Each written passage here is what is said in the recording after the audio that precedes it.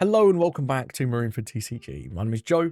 Drink of the day, San Pellegrino Blood Orange, and there was a ban list announced over the weekend whilst I was at Pokemon EU Nats. This is going to be coming out on March 16th, so around a month from now, and the effective date will be April 1st, right on rotation. So of course there are a bunch of banned cards that are rotating, and as was announced previously, all of them will be unbanned for the extra regulation format, starting April 1st.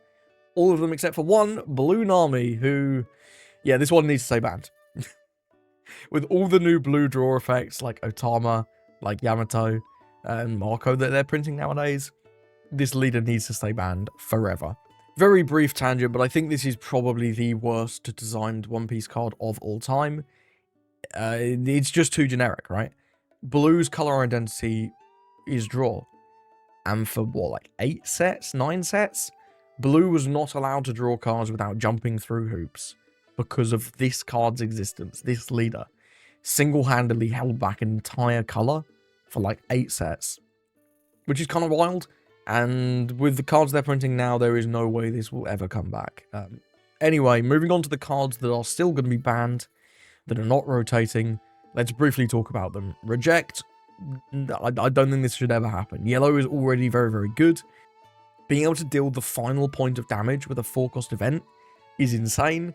The fact this has another effect, so it's just useful throughout the game, which makes this way too powerful. This, I think, is the second worst to design the card of all time, in my opinion, behind the old Nami leader, and I really hope this never comes back. Moria, I think, for the reasons they said when they first banned him, it's still just too generic. It creates design space problems for any future black leader where they've got to consider Moria. Would this be broken in Brook in OP15? I don't know about that one. But I think this card is just generically too good and will break the game in another black deck in the future. Kingdom Come. Now, when Kingdom Come was banned, it was good in 2 decks. It was really good in NL and it was really good in BY Luffy. NL has massively Emu-shaped problems right now. Will Emu get tapped? I don't know, we're diving through too many layers at this point, but I think if this card did come back, NL would suddenly be pretty playable into all the boss monster focused decks. Things like Mihawk, things like Ace, things like Roger. If NL had access to this card, well, you can just remove all their characters again, and then we're back in the world where we were before, where NL just plays like absolute cancer into top end decks. You just don't attack, you sit there, you do nothing, and you really hope you draw more Kingdom Comes than they draw boss monsters. Whilst I don't know if that was ever necessarily broken, it was very, very degenerate and not fun at all. This was also good in BY Luffy, and of course BY Luffy without Moria is not really doing very much. He's still a solid rogue deck, but not doing too much right now. With the release of that new 5-cost rush Luffy in OP15, I think that is interesting for BY Luffy. And if Kingdom Come were to return, it would no doubt prove incredibly powerful in that deck as a way to just remove everyone's boss monsters. And because of the 5-cost Ace from PRBO2, you could still go to 9k and play Raigo when you're on 10 Don. Would that be too strong? Maybe. Maybe. I don't know. But I think it's very unlikely this card comes back because of the potential in both NL and BY. Although I'm not personally sure that it would be broken. RP Law, I'm pretty sure, would still be broken.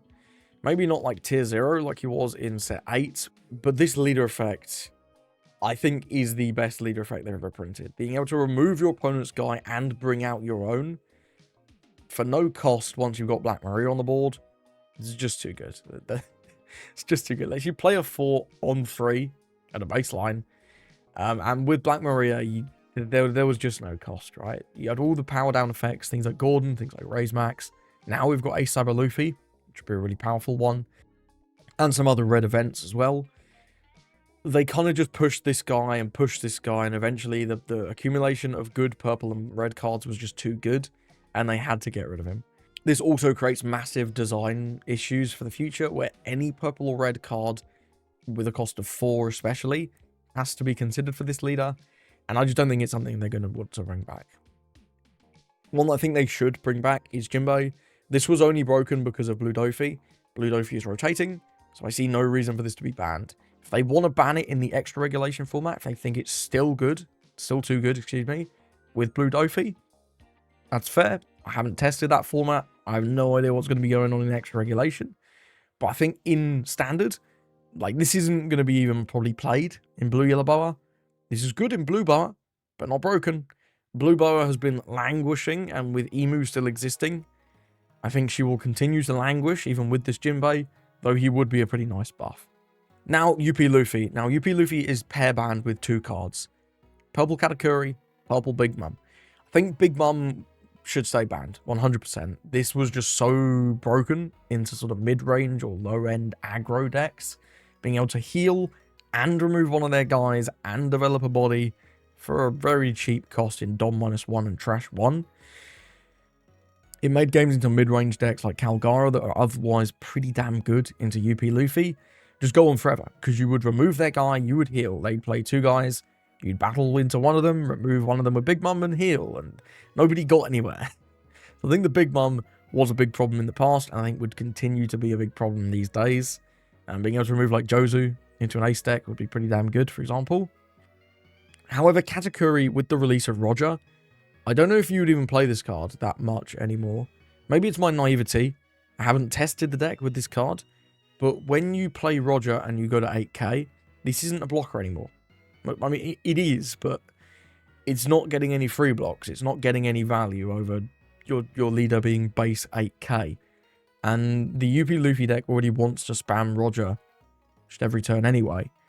I'm not even sure that this would see that much play in UP Luffy. Maybe it would be like a 2-of, alongside Roger and 9-cost Mihawk, although that is rotating.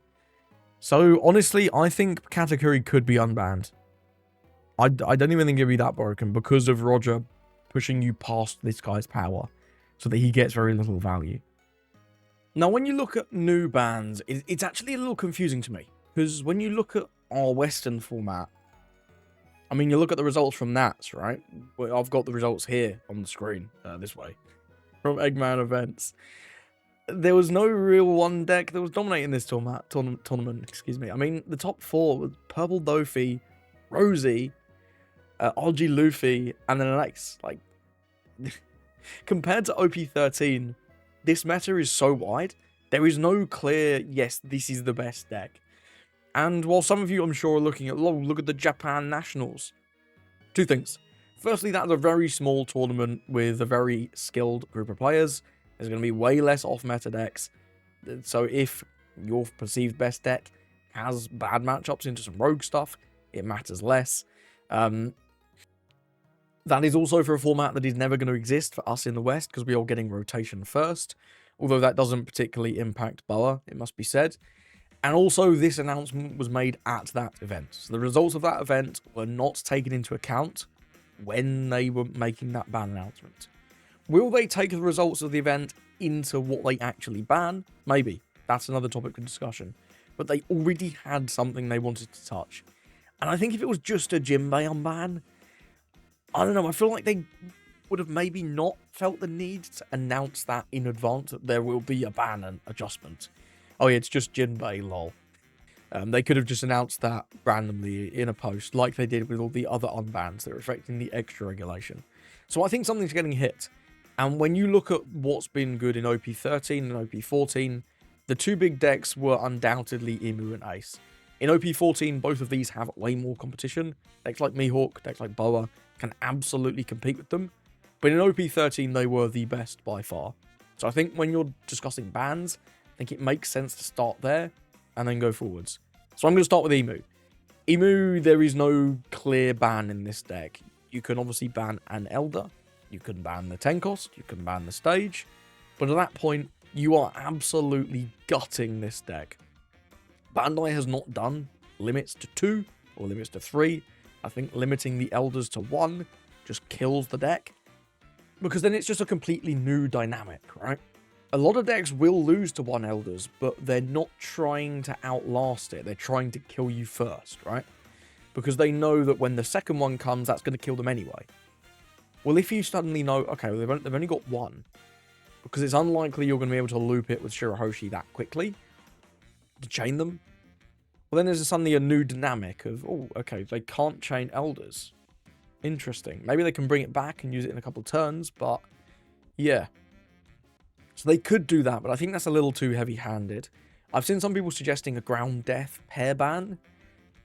The card's good. The card is undoubtedly good, but given that Emu is doing worse in OP14 than OP13, I feel like it just doesn't make sense to ban a new card. I feel like if you're going to touch the deck, you're touching something that was already there in OP13, which for me, I think the only sensible choice is either the stage, if you want to absolutely spank the deck, or Never Existed, if you want to give it a slight tap. Cutting Never Existed makes them forced to run Equilibrium to be their searchable counter event. That can't defend characters, which is notable, because there are decks that want to just go after Emu's board, try and outlast the Elders, in which case the Never Existed can be really nice for defending Nuss, and it's also just a worse event, right? 3k is in fact worse than 4k. Who would have thought? So having just slightly less overall counter to counter out of those really big swings, if your opponent swings like 15, well, suddenly you go from needing 3 Never Existeds to needing 4 Equilibriums, or 3 Equilibriums, and then something else. It all adds up every little thousand. So for me, if you were going to ban something in Emu, which I think they likely will, purely because of the timing of this ban announcement, it's Never Existed. Or stage if you want to absolutely spank the deck, but maybe they do. That's a question only for Bandai, whether or not they want to kill this deck, or just sort of make it a little bit weaker and less consistent. You could also ban like one of the searchers to just try and make the deck less consistent. But this deck already has the stupid dice thing where when they go second, they are so much more favored into so many more decks than when they go first. You could also reprint one of the Elders with a different effect and ban the old one, but that's far outside the scope of what I can predict. So for me, the best hit in Emu is Never Existed, followed closely by Stage, depending on how hard you want to hit it. Now, Ace is the other big boogeyman of OP13, and I think this one's a lot easier. It's Iron Whitebeard. This event is stupid in this deck. It's absolutely stupid. The fact that you get to effectively ramp twice for the cost of 1 card is better than any purple ramp card. Like, the only purple ramp cards that ramp twice, the 3 cost It's to Die for event in Big Bomb Pirates, which ramps twice sometimes. Sometimes. And like, yes, Ace does have to assemble the combo of, wow, 2 cards that are both incredibly searchable. What a hard combo to acquire when you draw extra cards with this leader inherently. But yeah, I think this, just playing out this Whitebeard is the thing that pushes this deck over the edge. Marco's really good. Jozu is really, really good. Yamato is very solid. But getting to play that Whitebeard on 8 is the thing that I think pushes this too high. Side note, the being able to take a life to go up by 2,000 also just shuts down a bunch of decks. Anything that wants to attack with a bunch of weenies, dead. Zonji, dead in the water. It's like, nice restanding 7k, bro. I'm at 8. GG. Scoop it up. Go next. So I think having that option as well, and it can even force you down to 0 to proc Roger for next turn, if you're playing into a blocker-heavy deck. So I don't personally care whether they do a pair ban or just a ban, because I think this card, if they print another good blue Whitebeard leader, could be good in the future. It's only not good in, like, Ace Gate, because the leader is shit, and Marco, because Marco doesn't really want to play out this Whitebeard. Marco's like a removal deck, right? At least that's how he's been most successful. Maybe this would be useful in, like, the animal build, but I feel like it's not worth playing in Marco. It's only incredibly powerful in Ace, so maybe a pair ban is all that's required. Unless they want to just prevent any issues in the future with this event. Because getting to play out that 10-cost Whitebeard is crazy. Now let's move on to some of the OP14 decks, and there's only really 2 that I want to talk about. Firstly, I want to talk about Mihawk. I think some people would really like something to be hit in Mihawk. I personally don't share that opinion. I don't think Mihawk is broken. Sometimes he can be frustrating, depending on what you're playing. If they just chain Lore Beppos, it can be quite tilting. But I personally don't mind Mihawk having some of those high roll games, because Mihawk also has low roll games where he misses Shanks, he misses Lore Beppo, because the deck only has 1 searcher for some of its strongest cards, like the 7-cost Shanks. The most annoying line of text on this deck for me is the extra 1000 power. I think this is completely unnecessary and honestly just not that engaging.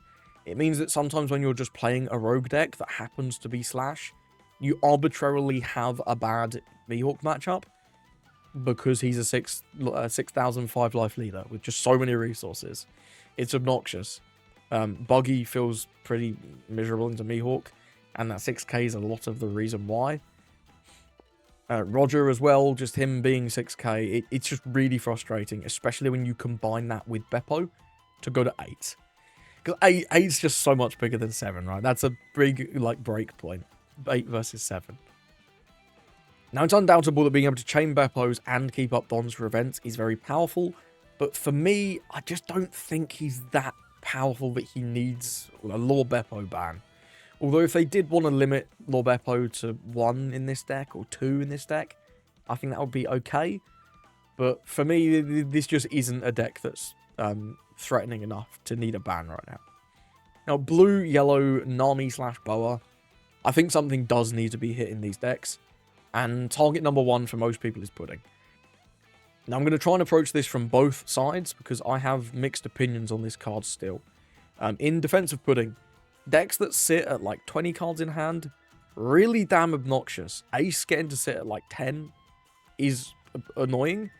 Green Bonnie in the past can sit behind 8 Ghost Kid with 15 cards in hand and there's nothing you can do about it. Because even an unblockable doesn't go through Kid. Is really annoying.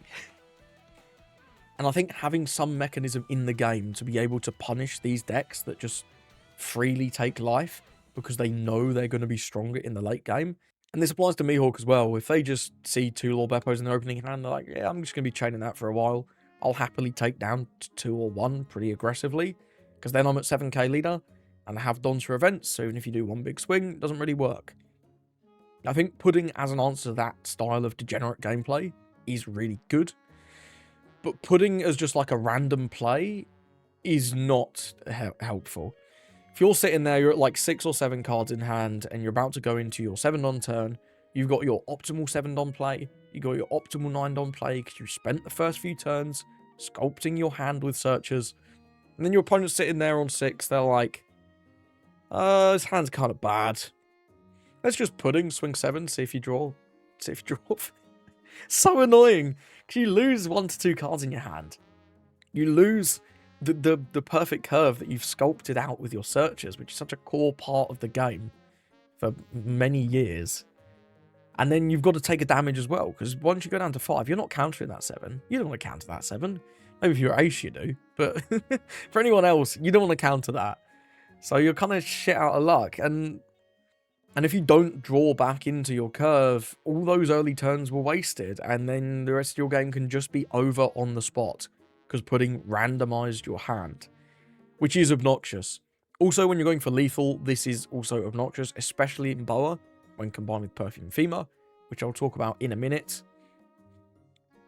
But being able to reset your opponent to 5, random cards again, if they've had Dons up for events, you just play the Pudding. Even if they're at 5, if they leave up like 2 or 3 Dons for events, you're like, this guy's got a hell of events. Let's get rid of them. Let's see what you draw. Good luck. Good luck, buddy. It's really frustrating to play into this card sometimes. Personally, my dream scenario for this card would be a ban and then a reprint with an adjusted effect.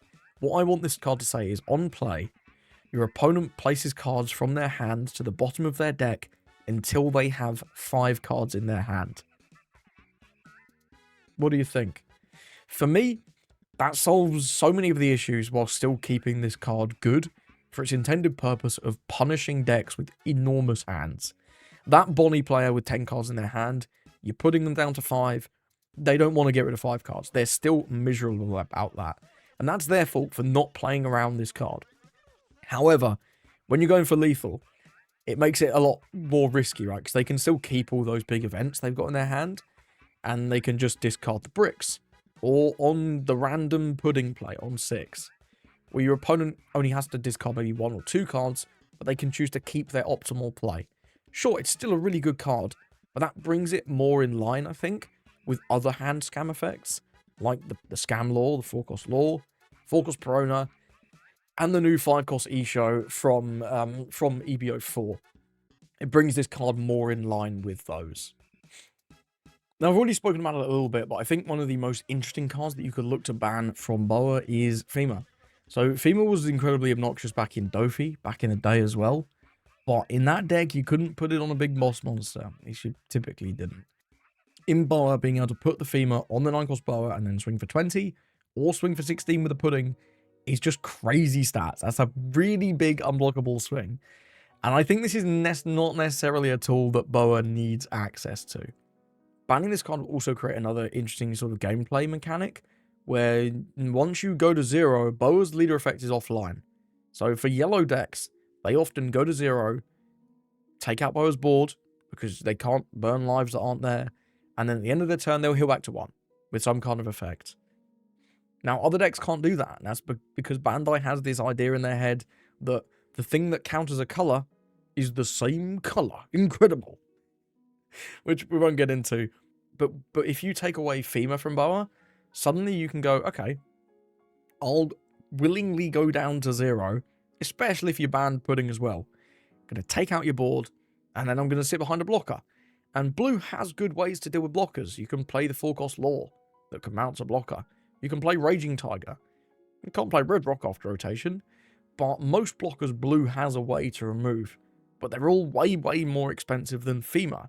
And then if they're spending those dons on removing your blocker, then they've got less dons to just swing big with the character once they do remove those blockers, which then gives you a greater chance to be able to counter those swings. So I think removing FEMA would make Boa's lethals a lot more difficult and make her able to just burn you down and just go for lethal, putting FEMA way less freely. So I think FEMA could be a really good hit for this deck. Moving on to the final card that I really want to talk about that is Boa specific is the Gorgon Sisters. This trigger is just too good. This trigger body is insane. And it's a 2k. What were they thinking? When your opponent like blindly triggers out a Ran or a Shakuyaku or a Marguerite, you're like, damn, that's annoying. But I can deal with that. Shakuyaku just gets some draws. And sometimes early doors, it doesn't even get the draws because you're not at the required life threshold. Ran is solid, but it's a very like balanced card, right? It's a 4/5 that gives you a Don. Solid card, nothing crazy. Marguerite is a trigger searcher, but because you have to trash one, it's not like you go crazy plus in hand. But Gorgon Sisters, combined with your leader effect to draw a card, and combined with your other leader effect needing a Don, it's just so much value. It's so much value. The fact that this is 6 cost is also just like not a negative, because playing this out on 6 isn't the worst, because you still get a bunch of Dons worth of value anyway from the effect. And it also just dodges a bunch of removal. It dodges Mars. Mars can't hit this because it's base 6. 5-cost Perona, the green one. You can't stun this because it's 6. It's not 5. There are a significant amount of things that hit 5s, but not 6s. The fact that it sees a 6 is almost not a negative, honestly, versus it just being a 5. It is true that you have to reveal a lot of your hand to get this effect off, but for me, that downside in giving your opponent a bunch of information doesn't offset the power level you get when this card triggers out early. Like, if you just blindly trigger this first life, the game can feel like it's over sometimes. It can truly feel like it's over. And then late game, you can just Slave Arrow to pick this back up for another 2k. So personally, I would not be upset to see this banned. I think it's somewhat unlikely, but I think it would be a pretty reasonable hit in the Boa deck if you just wanted to specifically target Boa. Now, the 2 generic yellow cards that I want to talk about next are the Borsellino and the Nami. Let's start off with Borsellino. So Borsellino is really obnoxious with the combo of the Please Save Me event and Hiyori. Being able to Hiyori, put the Please Save Me to your last life, and then trigger the last life and go, ooh, I'll play a Borsellino from trash, heal 1, and have a blocker. It's like 0 cost plus. It gives you that life, it gives you a body, and it gives you that the body is a blocker. So if you just need to block with it, brilliant, why not? This card's also just really solid in the mid game. You can aggressively take a couple of lives to get more options, and then just play Borsellino because it's a free heal. Like, Kuma at least had a cost. He had to trash a card to get his heal. And, like, sure, he has an annoying on-KO, but Borsellino's a blocker and doesn't have to trash a card. So I think that more than offsets So that difference in those two cards. I think Borsellino is just better. It's also a 1k for no reason. I think this card is a little bit too good, but because of the timing of this ban announcement, I think it's unlikely he gets hit right now. If they were going to hit this, it's a shame because I really enjoyed playing this in like regular Bonnie. It didn't feel broken in that deck because that leader's like not that good. And I was really looking forward to playing this in Vegapunk. This should probably be locked to just being an Egghead leader. Then you can't play it in Blue Yellow Nami, you can't play it in Blue Yellow Boa. And those are the two best performing yellow decks right now, at least looking at the Japan finals. So maybe leader locking this to Egghead with an errata could be an option, but I don't know if they'd want to do that. But I think it's unlikely this card gets touched, but I think this could cause problems in the future. The 5-cost Nami is just the best thing that any yellow deck pretty much has access to early doors. It burns, puts it on your leader, which you can then swing. To get that card out of your opponent's hand, it's got... The on-KO is just bonkers broken. The fact that this just replaces itself means that you can't play board into it. In Boa especially, if they activate the on-KO, you get to play a guy and then draw a card from your stupid leader effect, which is wild. I think this card is just very, very pushed. No one thing it's doing is giga broken, you know? Like, we've seen burn effects. We've seen replacement effects. But all of that on this sort of body that gives you a Don, has a counter, has a good stat line, is very, very pushed. And you see this because you see it in, like I say, pretty much every yellow deck at least considers playing this card. And it's only really the super archetypal ones that don't end up including it. I could see this being ban-worthy just on a power level basis, because it's going to be hard to print 5 costs that are better than this, right? Sure, there are ones that you would play alongside this, but I feel like this is just the 5 cost you put in every yellow deck going forwards. I don't know. Let me know what you think, but I would not be upset to see this card go from my early experience with EBO 3 decks and how powerful this looks to be in the East. Now, I'll briefly run down a couple of other decks that are performing quite well at the minute. Rosie, I think it's fine. Rosie's doing really well in both EBO 4 and EBO 3. I don't think anything in this deck needs to be banned. He's very good. He has clear weaknesses. Blue removal is really good into this deck, especially Raging Tiger. And also very aggressive decks can be quite tough for him to deal with. If you can sort of beat him down before he develops this wall of blockers, that can be pretty effective. Blue-Purple Sanji, I think, in the Japanese format is incredibly strong. But once we lose Red Rock, the 5-cost Reiju loses so much of its power. I think that Reiju with Red Rock, as we're going to experience it in EBO 3 in a very, very short time, is incredibly degenerate. You remove everything, you develop bodies, you can pick up the Reiju, you have unremovable, infinitely scaling Sanjis that you can play out for no cost with leader effects. I think this leader is getting very, very pushed, especially as it is a giant deck, but I want to wait until Red Rock rotates to see how that impacts the deck before saying something has to be done for Sanji. I think he's very, very powerful and also very degenerate at the minute, in EBO 3 rather. But yeah, with Red Rock rotating, I think that is a massive hit for the deck, especially for that Reiju combo, because now it's just a Raging Tiger bot, which means you're going to have bigger issues into bigger characters. And that's it. So it's all the final thoughts. I think it is incredibly likely that both Emu and Ace get hit. Ace, I think the answer is clear. It's Iron Whitebeard, either a pair ban or just a ban. For Emu, it's much more difficult, and it's just going to depend on how hard they want to go on that deck. And the reason that I think these two are so likely to get hit is just the timing of the announcement. I think it is also very likely that something in Blue Yellow Boa gets hit. Be it Pudding, be it Nami, be it Fema. I think my personal choice would be Fema, because I think that is the most interesting of them to ban. Because then you get, like we were talking about, that interesting dynamic where you can actively choose to go to 0 and sit behind blockers, right? Because they can't just burn you and unblockable you, and then you can take out their board. So I think that is quite interesting as a potential way to play into the deck. I don't think Blue Yellow Nami particularly needs to get hit. It won the Japan finals because it was a counter pick to Boa. That deck could play like 20 that deck could play like 20 vanillas in it and still beat Boa, I'm pretty sure. but with all the healing, being a 7k, it's just so good into Boa. So I don't think personally that deck needs a hit. And it's getting hit anyway because Red Rock's rotating. And finally, I think Jinbei should definitely be unbanned, and I could see the removal of the UP Luffy and Katakuri link ban. I don't think anything else should be unbanned, personally, right now. Either way, let me know in the comments, what do you think? What would your dream ban be? Well, do you agree with me? Do you think I'm coping and putting the most broken card ever printed and should have been banned 2 years ago? Let me know in the comments. Thank you for watching and have a lovely rest of your day.